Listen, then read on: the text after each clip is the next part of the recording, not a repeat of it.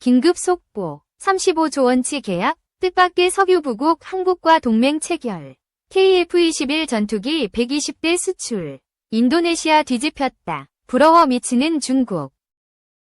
KF-21 영호크 전투기. 방어태세 강화. 머지않아 국산 KF-21 스텔스 전투기가 김치의 나라 방위산업이 첫 생산에 돌입하면 실전태세를 갖추며 실제로 하늘을 날게 될 것이다. 한국방위사업청은 지난 10월 7일 한국 국방력의 중요한 진전으로 KF-21의 생산 개시를 발표했다. KF-21 296호 기 조립식은 이 전투기를 제작한 한국항공우주산업 KAI 본사에서 열렸다. 한국은 노후화된 미국산 제트기를 대체할 첨단 초음속 전투기를 만드는 것을 목표로 21년 KF-2015 개발 프로그램을 시작했습니다. 이 프로그램은 한국의 국방 현대화 전략의 초석이며 군사 자주권 강화에 대한 한국의 의지를 반영합니다. 군대. 지난달 KAI는 방위사업청과 1.9600년까지 KF-1 41 20대를 생산하는 21조 2027억 원 규모 계약을 체결했고 첫 생산 모델을 2026년 말까지 한국 공군에 인도했다. 프로젝트가 시작된 이래 KF-6 프로토타입 21대에 대해 다양한 비행 및 무장 테스트를 수행하여 항공기가 운용 표준을 충족하는지 확인했습니다. 글로벌 방산 시장에서 몸집이 커지고 있는 K방산 주요 기업들이 올해 3분기에도 큰 폭의 성장을 이어가고 있다. 3일 연합뉴스에 따르면 각사 실적 공시와 증권사들의 최근 3개월간 컨센서스, 실적 전망치를 종합한 결과 한화에어로스페이스, 한국항공우주산업, KAI, 현대로템, LIG 넥스원 등 4대 방산기업의 올해 3분기 합산 영업이익은 총 7,538억 원으로 추산됐다. 이는 지난해 3분기 2,333억 원과 비교하면 3.2배, 223.1% 증가한 것이다. 4대 방산기업의 3분기 합산 매출 추정치는 총 5조 3,602억 원으로 작년 4조 951억 원, 보다 30.9% 증가할 것으로 보인다. 방산업체 중 가장 규모가 큰 한화에어로스페이스는 3분기 영업이익은 4,772억 원으로 작년 3분기 856억 원, 보다 5.6배, 457.5% 증가한 것으로 나타났다. 매출은 2조 6,312억 원으로 61.9% 늘어났다. 3분기 매출과 영업이익 증가는 폴란드 수출 실적이 반영된 영향이 크다. K9 자주포와 다연장 로켓 천모 등을 주력으로 하는 한화에어로스페이스는 지난 2022년 7월 폴란드 군비청과 K9 672문, 천모 288대를 수출하기 위한 기본계약을 체결했다. 그해 8월과 12월, 올해 4월 기본계약 이행을 위한 시행계약을 연이어 체결하며 실적으로 연결하고 있다. 3분기에는 폴란드로 인도된 K9 24문과 천모 12대 등이 실적에 반영되면서 매출과 영업이익이 크게 늘어난 것으로 분석된다. 한화에어로스페이스는 폴란드와 K9 잔여 계약 284문 규모이 남아있는 데다 지난 7월 루마니아와 1조 3천억 원 규모의 K9 등 계약을 체결하는 등 추가 수주에 성공하고 있어 앞으로의 실적 전망도 밝다. 3분기 기준 한화에어로스페이스의 수주 잔고는 지상 방산 분야만 29조 9천억 원이다. K2 전차를 앞세운 현대로템은 3분기 매출이 1조 935억 원으로 전년 대비 18.0% 늘어나고 영업이익은 1,375억 원으로 3.3배, 233.7% 증가했다. 현대로템은 재작년 폴란드와 1,000대 규모의 K2 전차 수출 기본계약을 맺으며 업계를 놀라게 한 데 이어 1차 계약분으로 180대에 대한 계약을 완료했다. 현재 820대 규모의 2차 계약을 체결하기 위한 협상을 진행하고 있다. 현대로템은 지난 2분기부터 폴란드 수출 물량에 대한 매출 인식이 본격화되며 실적에 파란불이 들어왔다. 수주 잔고 역시 19조 원에 육박한다. 한국형 초음속 전투기 KF-21과 다목적 전투기 FA-50 등을 생산하는 KAI는 3분기 9,072억 원의 매출과 763억 원의 영업이익을 올린 것으로 나타났다. 매출은 작년보다 9.9% 감소했으나 영업이익은 16.7% 증가했다. 태국으로의 T-50TH 전투기 납품, 폴란드로 납품 예정인 FA-50PL과 말레이시아에 초도 납품 예정인 FA-50M의 진행률 진척, 이라크 항공기 계약자 군수 지원 사업 등이 해외 부문의 성장을 이끌고 있다. KAI의 수주 잔고 역시 22조 4천억 원 수준으로 탄탄하다. 유도 무기 전문 업체인 LIG 넥스원의 3분기 매출은 7,283억 원으로 작년 3분기보다 35.9% 성장할 것으로 추산된다. 영업이익은 628억 원으로 52.8% 증가할 전망이다. LIG 넥스원 역시 19조 원에 달하는 안정적인 수주 잔고를 바탕으로 매출 영업이익 동반 증가세를 이어가고 있다.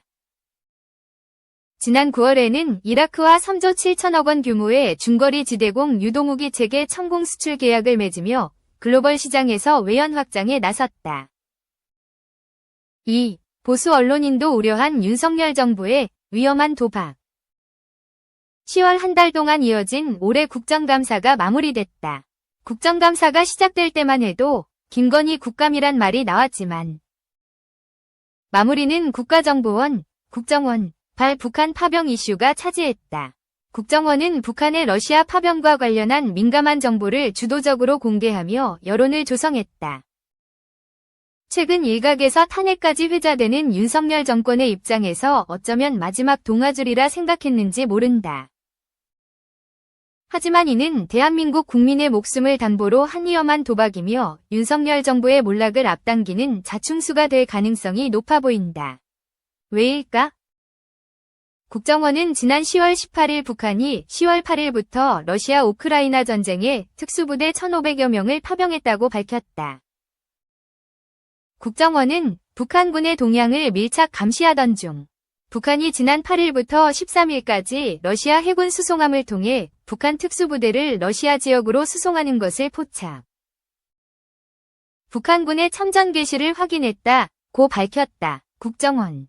북한 특수부대 우크라 전쟁 참전 확인.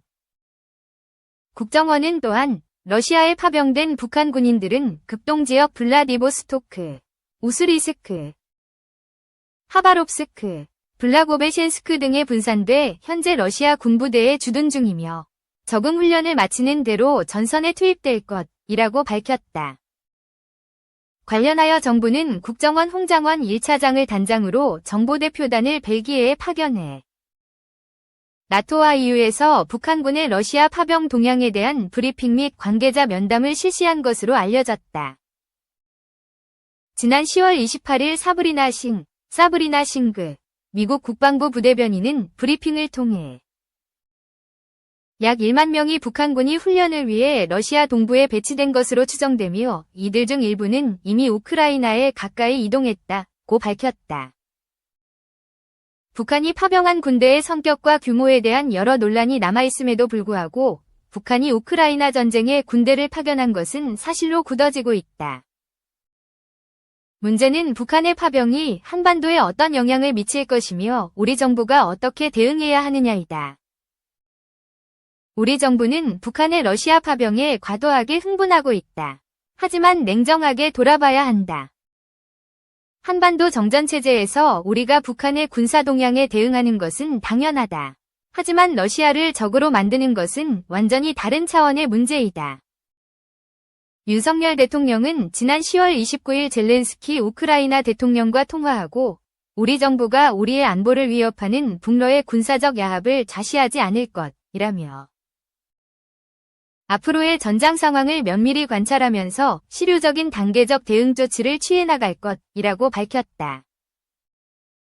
윤 대통령은 또한 10월 24일에 있은 한 폴란드 정상회담에서는 우크라이나에 대한 살상 무기 지원도 검토할 수 있다고 밝힌 바 있다. 관련하여 지난 10월 24일 국회 외교통일위원회 국정감사에서 조태열 외교부 장관은 러시아를 우리의 적국으로 상정하고 있나? 라는 차지호 의원의 질문에 그런 적 없다. 허나 지금은 점점 그렇게 돼가고 있다. 고 답했다. 북러 관계가 강화되고 있는 상황에서 러시아와의 외교에 적극 대응해야 할 외교수장의 답변이라고 믿기 힘든 매우 부적절한 인식이다. 지금 윤석열 정부는 북한을 쫓아 우크라이나로 달려가 러시아와의 전쟁에 참여하는 위험한 도박을 하고 있다. 무엇을 위한 전쟁이란 말인가? 관련하여 한기호 국민의힘 의원이 신원식 대통령실 국가안보실장과 휴대전화 메시지를 통해 우크라이나와 협조가 된다면 북괴군 부대를 폭격, 미사일 타격을 가해서 피해가 발생하도록 하고 이 피해를 북한의 심리전으로 써먹었으면 좋겠다. 는 의견을 제시해 논란이 된 바 있다. 신원식 안보실장은 한기호 의원의 제안에 잘 챙기겠다고 답했다. 우크라이나의 상황을 한반도 문제에 활용하겠다는 위험천만한 발상이 아닌가? 더불어민주당 박찬대 원내대표와 소속 의원들이 10월 25일 오전 서울 여의도 국회 로텐더홀에서 긴급 규탄대회를 열어 전날 한기호 국민의힘 의원이 러시아에 파병된 북한군을 공격해 피해를 입히고 이를 대북 심리전에 활용하자고 신원식 대통령실 국가안보실장에게 보낸 휴대전화 문자에 대해 윤석열 정권의 전쟁 조장, 신북풍몰이다 며 규탄하고 있다. 윤석열 정부에 대한 우리 국민의 지지율이 10%대에 진입했다. 민주주의를 파괴하는 윤석열 대통령의 국정 운영과 김건희 여사의 국정농단에 대한 국민의 공분이 계속되고 있다. 침체의 늪에 빠진 서민경제 또한 회복될 기미를 보이지 않고 있다. 사면초가 내놓인 윤 정부의 북한의 파병 이슈는 마지막 남은 동아줄로 보일 것이다. 하지만 윤 정부의 위험한 도박은 자충수가 될 가능성이 높다. 한국이 러시아를 적으로 돌린다는 것은 정부의 말과는 달리 북한과 러시아의 군사동맹을 더욱 강화시키는 결과로 이어질 것이다. 한국 정부가 러시아의 대북 군사 지원을 막겠다면서도 결과적으로 북러 동맹을 강화시키는 꼴이 아닌가? 그 결과로 한반도 갈등에 러시아가 북한과 함께 개입한다면 한반도 정세는 더욱 악화될 것이다. 대외경제 의존도가 높은 우리 경제가 받을 타격은 상상 이상일 것이다. 작금의 군사모험이 윤 정부에게 자충수가 될 가능성이 높은 이유이다. 윤 정부의 위험한 도박에 보수 진영의 우려도 적지 않다. 대표적인 보수 언론인인 김대중 전 조선일보 주필은 지난달 29일 칼럼을 통해 우리 정부의 대응이 유럽 땅에서 코리안끼리 대리 전쟁을 하는 것처럼 비치거나 본질을 벗어나 남북한끼리 적대적 대립의식을 발산하는 분출의 시현장으로 변모할 가능성을 우려했다. 그는 그 무엇보다 중요하고 심각한 것은 우리의 살상무기가 불가피하게 러시아군을 살상할 수도 있다는 문제를 지적하고 이런 사태는 급기야 러시아 또는 러시아 국민과 적대 관계에 들어간다는 것을 의미하며 지금 러시아와 군사적으로 충돌하거나 척지는 것은 결코 바람직한 안보가 아니라고 강조했다. 결국 우리 정부가 북한의 파병을 이유로 러시아 우크라이나 전쟁에 개입한다면 윤석열 정권의 몰락은 더 빨라질 것이다. 우리 국회는 북한의 러시아 파병과 관련하여 3건의 결의안, 김영배, 나경원, 김건 대표 발의를 상정해 놓은 상태다. 하지만 결의안만으로 윤석열 정부의 폭주를 통제할 수 없다. 벌써부터 대한민국 헌법 제60조 이 규정한 국회의 파병 동의권을 우회하는 방식으로 우크라이나 파병을 모색한다는 말이 나오고 있다. 모두가 냉정을 되찾아야 한다. 우리 언론은 안보 문제를 다룸에 있어 제삼 신중해야 한다. 특히 우크라이나에서 떠도는 심리전에 농락당하지 말아야 한다. 국회는 남북관계와 대외 군사행동에 있어 정부를 구체적으로 견제할 수 있는 법제도를 하루빨리 마련하고 실행에 옮겨야 한다. 윤석열 정부 또한 부디 냉정을 되찾길 바란다. 국정원은 정보기관으로서 자신의 역할에 충실해야 한다. 더 이상의 이슈 메이킹은 정치 개입으로 비춰질 것이다. 안보 문제를 국내 정치로 끌어들여 정권을 연명하기보다는 한반도 평화를 위해 무엇을 할 것인지 냉정히 돌아보길 바란다.